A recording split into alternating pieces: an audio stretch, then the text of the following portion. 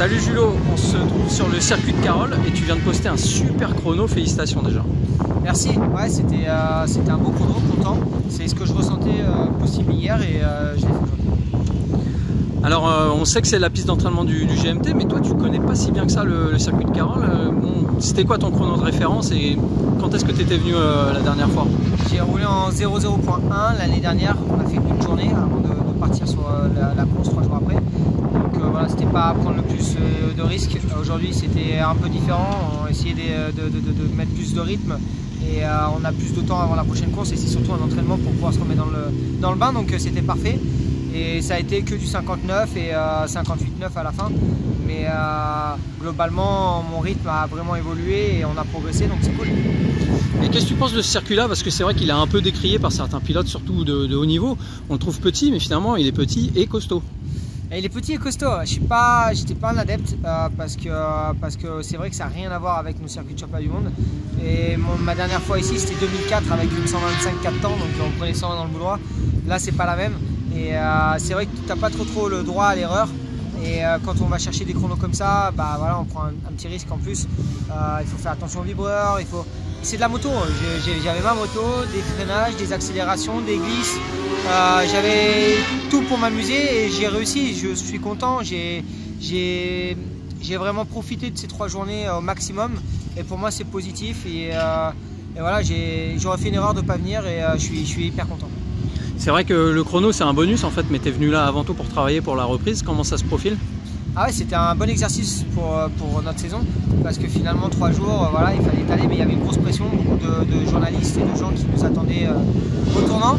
Donc il y avait un truc annoncé, il fallait aussi le réaliser et moi je ne savais pas et j'avais un peu d'appréhension. Et finalement on a fait mieux que prévu et voilà, je crois que Christophe avait un petit peu ce genre de chrono dans la tête, mais pour moi il était un peu rêveur et je lui ai dit, et je m'en suis excusé là tout à l'heure au téléphone parce qu'il avait raison et c'est cool, il croyait en moi et croyait en nos capacités avec la Yamaha R6 à faire ce genre d'exploit. Bon, la reprise du coup elle est ici, elle est très tonique. Tu as d'autres rendez-vous, tu as d'autres roulages prévus en Espagne je crois? On a 2 journées d'essai prévues à Barcelone au mois de juillet, début juillet. Ensuite on partira à Aragon quelques jours après.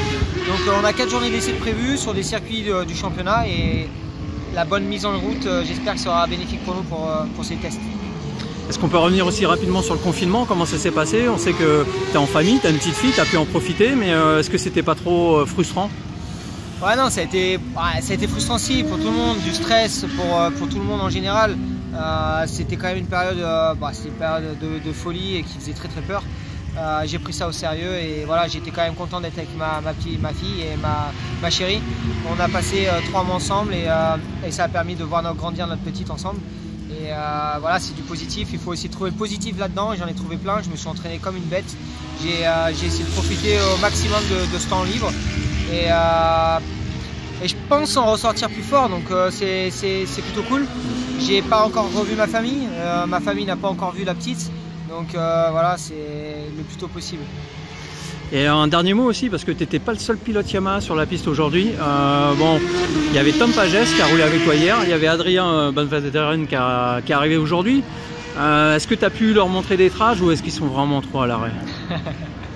Ouais, franchement, je suis pas quelqu'un qui se la raconte et franchement, Adrien c'est un ami.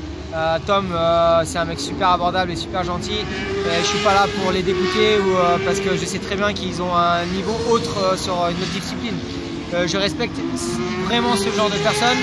Je suis allé sur la piste comme un gamin content de cette opportunité. J'étais pas là pour leur faire voir, ok si, ils étaient demandeurs donc je leur ai fait voir plus ou moins. Mais j'ai pris du plaisir à faire ça et c'était cool, super souvenir. Ok, bah t'as pris plein de plaisir, on espère que tu prendras aussi beaucoup de plaisir pour la saison qui arrive. Le calendrier il n'est pas encore très clair, pas très bien défini, mais on croise les doigts pour RRS je crois dans la foulée du MotoGP. Ouais, je pense que c'est quasi fait, voire c'est fait pour GRS de août. Ça va être confirmé il me semble très prochainement.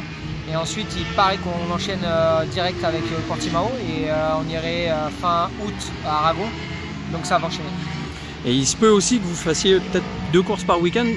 Ce calendrier qui est vachement plus condensé que les précédents, est-ce que c'est pour toi un atout ou pas? J'ai appris ça hier que peut-être 2 courses par week-end. C'est un souhait qu'on avait dans le passé. c'est pas spécialement un souhait que j'ai aujourd'hui, c'est pas préparé, ça va être fait un peu à l'arrache. Maintenant la situation aussi exceptionnelle, bah voilà, ça provoque ce genre de décision.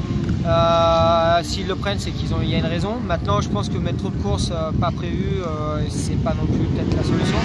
Mais c'est la vie, c'est comme ça, il faudra s'adapter, c'est pour tout le monde pareil. Si on fait ce genre d'essai, qu'on travaille aussi dur et qu'on prend autant de risques sur un circuit qui ne le mérite spécialement pas par rapport à que c'est pas un circuit du championnat, prendre des risques inutiles, c'est pas spécialement peut-être le moment. Mais si nous on l'a fait et on en ressort plus fort. Et si on fait ça, c'est pour être encore plus prêt pour ce genre de conditions exceptionnelles. Et pour être champion du monde, on croise les doigts. J'essaye, je donne tout, j'ai vraiment envie. Salut, merci Jules. Merci.